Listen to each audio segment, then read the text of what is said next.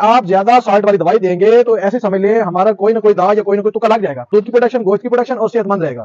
یہ نہ ہو کہ کامیابی آپ کے قدم چومنے آئے اور آپ کے جرابے ہم دھوئیں نہ ہو تو اس طرح جو ہے کامیابی جو ہے وہ آپ کے پاس آ کے بے ہوش ہو سکتی ہے. بسم اللہ الرحمن الرحیم. السلام علیکم. میں ہوں جی ڈاکٹر محمد افتخار.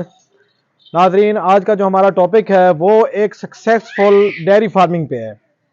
آج ہم نے اس ویڈیو میں 5 ایسے آپ کو ٹپس دینے ہیں. یہ 5 ایسی باتیں ہیں جو آپ کو بتانی ہیں. ان باتوں پہ اگر آپ عمل کریں گے تو آپ جو ہے کامیاب جو ہے وہ ڈیری فارمر بن سکتے ہیں. چلیں جی اپنے ٹاپک کو سٹارٹ کرتے ہیں. اس میں جی جو سب سے پہلا جو نقطہ ہے وہ ڈیورمنگ ہے. پیٹ کی کیڑوں کی جو دوائی ہے اسے آپ ڈیورمنگ کہتے ہیں. ہم نے اپنے جانوروں میں پتہ کیسے لگانا ہے کہ میرے جو جانور ہیں ان میں جو ہے کیڑوں کا مسئلہ آ چکا ہے. اپنے جانور کا جو گوبر ہے اس کا آپ ٹیسٹ کروائیں. فرض کریں اگر آپ جو ہے کسی بھی وجہ سے اپنے جانوروں کا جو ٹیسٹ وغیرہ نہیں کروا سکتے تو آپ نے کیا کرنا ہے کہ ایسی دوائی کا انتخاب کریں جو کہ مختلف سالٹ پہ موجود ہو. آپ زیادہ سالٹ والی دوائی دیں گے تو ایسے سمجھ لیں ہمارا کوئی نہ کوئی دوا یا کوئی نہ کوئی تکا لگ جائے گا کہ ہمارے جو جانور ہے اس میں اس کے پیٹ میں موجود جو کیڑے ہیں وہ چاہے کسی قسم کے بھی ہیں، اگر ہم 2 یا 3 سالٹ والی دوائی دیں گے تو اس سے جو ہے وہ کیڑے مر جائیں گے. اب یہ ہمارا جو دوسرا نقطہ ہے وہ یہ ہے کہ ویکسینیشن کی تعریف ہم کچھ اس طرح کہتے ہیں. فرض کریں ایک بیماری آنے والی ہے، اس بیماری کا جو جراثیم ہے وہ مردہ یا نئے مردہ حالت میں ہم اس جانور میں انجیکٹ کرتے ہیں تاکہ اس بیماری سے آنے سے پہلے یہ جو جانور ہے اس کے اندر قوت مدافعت یعنی ایک قسم کی فوج تیار ہو جائے تاکہ وہ جو جراثیم ہے وہ اٹیک کرے اور جانور جو ہے اس کی فوج پہلے ہی ایکٹیو ہو اور اس کو تہس نہس کر دیں. اب ویکسین جو ہے سال میں تقریباً 4-5 ویکسینیں آتی ہیں، جس میں عام ویکسینوں کا ذکر ہم کرتے ہیں. وہ یہ ہے کہ ایک منہ کھور کی ویکسین، انتھریکس کی ویکسین، گل گھوٹو کی ویکسین اور چوڑے مار کی ویکسین. اس کے علاوہ آج کل پچھلے سال بیماری آئی تھی لمپی کی، اس کی ویکسین بھی آپ کروا سکتے ہیں. تو یہ ایسی بیماریاں ہیں کہ یہ اگر آپ کے جانوروں میں آتی ہیں تو ظاہر سی بات ہے یہ آپ کا کافی نقصان کرتی ہیں. فرض کریں اگر آپ کا جو جانور ہے وہ بیماری سے بچ گیا ہے لیکن آپ کا خرچہ زیادہ آ جاتا ہے، دوسری بات آپ کا جانور کمزور اتنا ہو جاتا ہے کہ وہ پھر کارٹون کے بہو ہو جاتا ہے. آپ نے ایک تو اپنے جانوروں کی جو ہے ویکسین وقت پہ کروانی ہے. ٹاپک کا جو تیسرا نقطہ ہے وہ یہ ہے کہ فیڈ.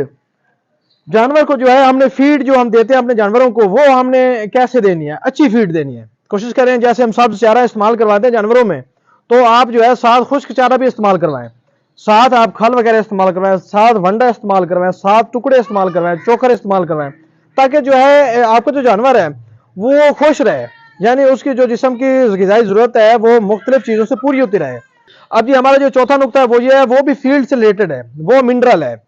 اب منرل کیا چیز ہے؟ منرل میں کیلشیم آ گیا، فاسفورس آ گیا، زنک آ گیا، آئرن آ گیا، فیرس آ گیا، یہ چیزیں سیلینیم آ گئی، یعنی یہ جو چیزیں ہیں آپ کے جانور کی ضرورت ہے. اب یہ ساری چیزیں کیا ہوتی ہیں؟ ایک منرل میں موجود ہوتی ہیں.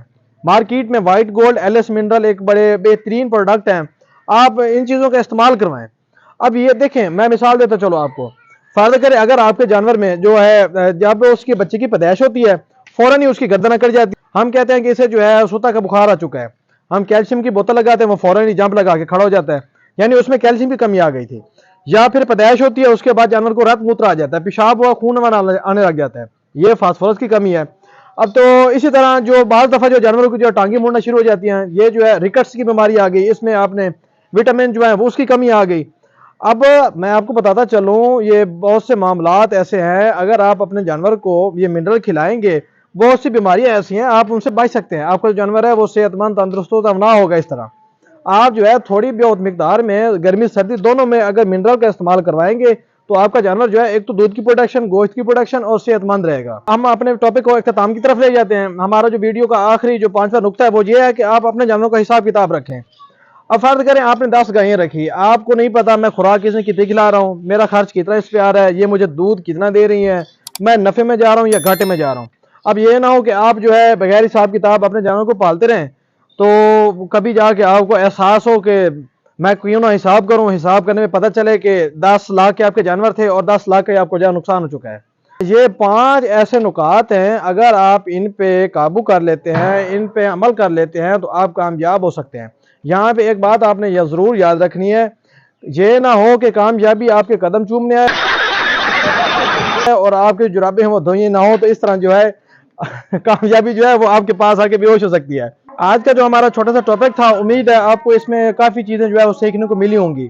ہم اپنے نئے آنے والے ٹاپک کے لیے آپ سے اجازت چاہیں گے، تب تک کے لیے اللہ نگہبان۔